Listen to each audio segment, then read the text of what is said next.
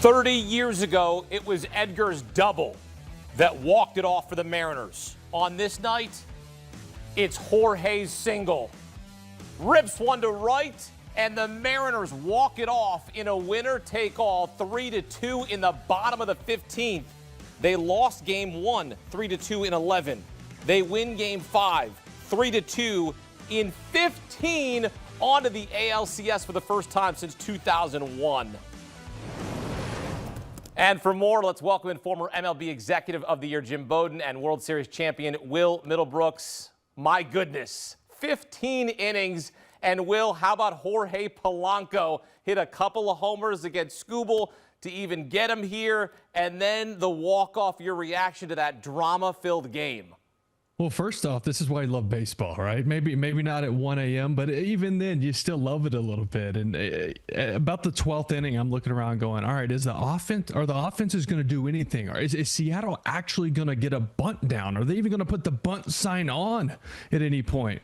But this is just, look, you had two starting pitchers, believe it or not, a long time ago, yesterday, battling it out. They were dealing. A couple swings that changed the game. A couple massive decisions by managers. Unlikely heroes with Rivas early in the game. Just two teams fighting to keep their hopes of a World Series alive. You can't beat this time of year.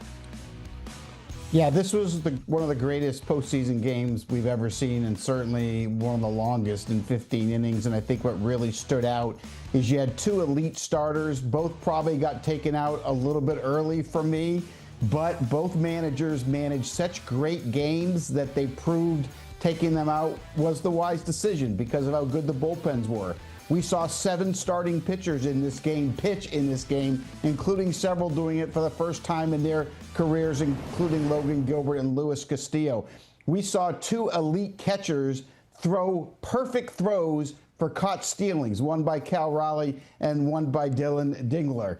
We saw unbelievable defense on both sides, consistently turning the double plays when they needed to do it. It was a flawless game, and that's what was so special. It wasn't just a 15-inning pitching duel. This was all about defense. It was all about strategy. It was all about elite managers making the right decisions. This is a game that none of us that watched it will ever forget.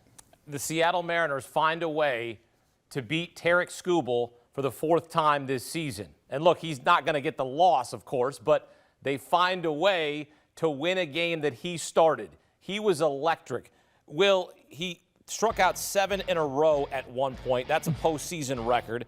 He finished the night with 13 strikeouts, 6 innings, 2 hits, 1 run, 99 pitches. You heard Jim say, I don't know if I would have pulled him. Running back out there for the 7th, maybe, and look, this is woulda, coulda, shoulda, but maybe the Mariners don't tie it at 2 when you've got your ace going. I thought that was an early hook from A.J. Hinch. Yeah, I'm with you. I'm sending him back out. At this point in the season, it's not like he showed any signs of slowing down. His last couple pitches were 101, for God's sake. I mean, he had more in the tank. Unless for some reason he went to A.J. Hinch and said, I'm done, which I can guarantee you Tarek Skubal did not do. Would you rather have him, even at 100 pitches, or Finnegan?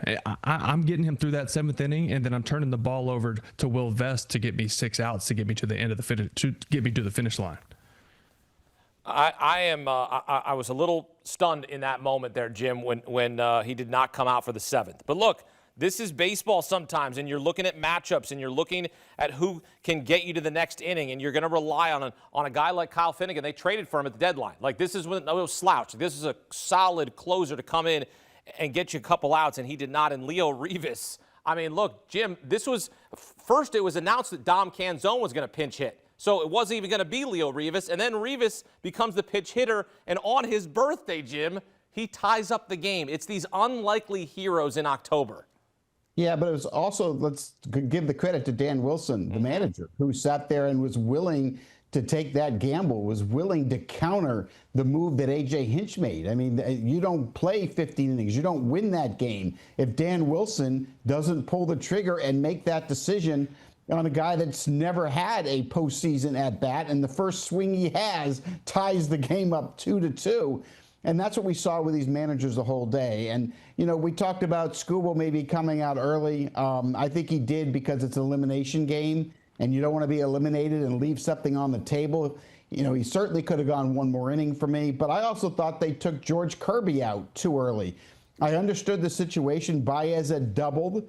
First base was open. There was nobody out, but George Kirby was dealing. His pinpoint control at the top of the strike zone, his pinpoint control with the slider on the block, he was so good. I couldn't understand taking him out when they did. But again, it worked. And so at the end of the day, that's what we have to look at. But Kirby was matching Skubal. He may not have had the strikeouts, but he certainly had the command and control, and it was a great pitching duel. Yeah, this was a chess match, right? I mean, these are two skippers. I mean, obviously, A.J. Hinch has the experience. Dan Wilson in his first full season here. Look, he was on the last team that led them to the ALCS. He was part of that 2001 squad. And Will, look, all the moves they made at the trade deadline, this is what they were gearing towards, trying to get to the World Series, the only club that's never been to the Fall Classic. And you look at how this team has been built and all the years they've been knocked for not getting there. What does it say about the job that Dan Wilson did in this game and then just for his players to execute? And a lot of these guys haven't even been in this moment. Yeah, totally. And just to hit on a little bit what Jim said about Kirby, he was phenomenal. You know, heavy slider usage, right? He was about 50% sliders. He was 27% all season, but that was the scouting report on the Tigers, as we heard a million times tonight. But you have plenty of time to hear that over 4.5 hours. But I thought that was the right move by Dan Wilson. I get it. He's dealing. You're kind of trying to take the temperature of your team and your pitcher and the heartbeat and all that. But he's had a 7.5 ERA the third time through the lineup this year. Kerry Carpenter was 7 for 13 with 5 bombs off of him. That was the right move. Now, to your point about this offense and the guys they brought in and how much better they've gotten, what I thought they did a great job of tonight, even though Skubal had that many strikeouts, they did a great job of grinding out at bats and getting to full count. Maybe going down to 0-2 or 1-2, but working that to a 6-7 pitch at bat. And even if you can get that pitch count up, which they did, and you get Skubal out of there, just that inning before, it makes all the difference when you can get into the bullpen, regardless of who's out there. It's not Tarek Skubal.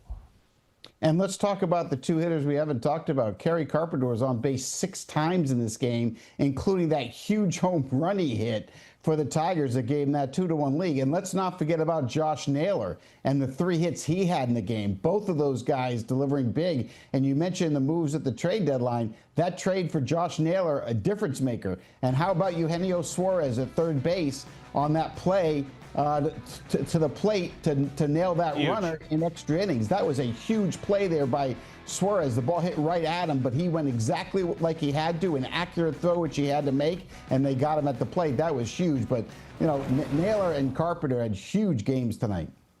Yeah, the only thing that Geno Suarez got to get going, he was 0 for 6 in this game, 3 strikeouts. He went 2 for 21 in the series with 9 punch-outs. Did have the home run against Jack Flaherty in Game 3, but they're going to need him certainly when they face the Toronto Blue Jays in the ALCS. Look, for the Tigers, this was a weird season, right? They had the 15.5-game lead on Cleveland in the AL Central. They blow the division. They end up beating the Guardians in the wild card. And this is a team that, you know, they're young. And the big thing here, Jim, is what they didn't do at the trade deadline. They didn't go out and get starting pitching because maybe things would have been different on this night. Who knows? But that's really where they're going to have to focus here because, you know, they got guys like Gleyber Torres, who's a free agent. Kyle Finnegan coming over in the trade's a free agent. So you look at some of the free agents they'll have in the offseason here. But this is a team that's going to continue to contend in the AL Central with A.J. Hinch. Yeah, and to your point, at the trade deadline, they went and got quantity instead of quality, and I think that really was a difference for them, right? They went out and got Charlie Morton. They ended up having to release him, and they just didn't get the big starter they needed, which is what you need in a series like this against Seattle. Seattle had a better starting rotation in this series, and it became very obvious in each game, including this game, when they used 3 of them. And so, you know, that was kind of a surprise on what they did at the deadline. But, you know, it's interesting because a year ago at the trade deadline, they were sellers and then made the playoffs. And this year they were buyers and their buying didn't work out. So it'll be interesting to see what they do at next year's deadline. But in the meantime, they've got some decisions to make. I know the one thing they would like to do is bring Gleyber Torres back. They were really happy with what he did for the lineup in terms of getting on base. But it's going to be a very important offseason for the Guardians for sure. Yeah, I can just echo what Jim said there. I mean, once you get to this point in the season, starting pitching number one, and then bullpen, because everything is run off of matchups. And the issue with that is that they don't go add that arm at the end of July. So the last 2 months, you're leaning on the bullpen heavily, especially in the way they finished their season, where they felt like they were treading water, just trying not to drown as the Cleveland Guardians took over that division and they blew that massive lead. The Tigers barely got into the postseason, so they were really running these guys thin as the season went on, because they were having to cover 5, even at times 6, 7 innings when they're running bullpen games out there with an opener. I'm with Jim. They just needed more. That's all it was. There's only so much A.J. Hinch can do, as good as he is. Longest winner-take-all game in postseason history in terms of innings. It goes to the 15th, where Jorge Polanco walks it off for the M's, reminiscent of something that happened 30 years ago. Edgar Martinez double. That was a scene, and what a scene it was in Seattle on this night. Will Middlebrooks and Jim Bowden break it down for us on CBS Sports HQ. So we are ready to go for the ALCS. Mariners and Blue Jays. Game 1 is Sunday in Toronto. And Seattle trying to get to the World Series for the first time in team history, the only franchise to never reach the World Series.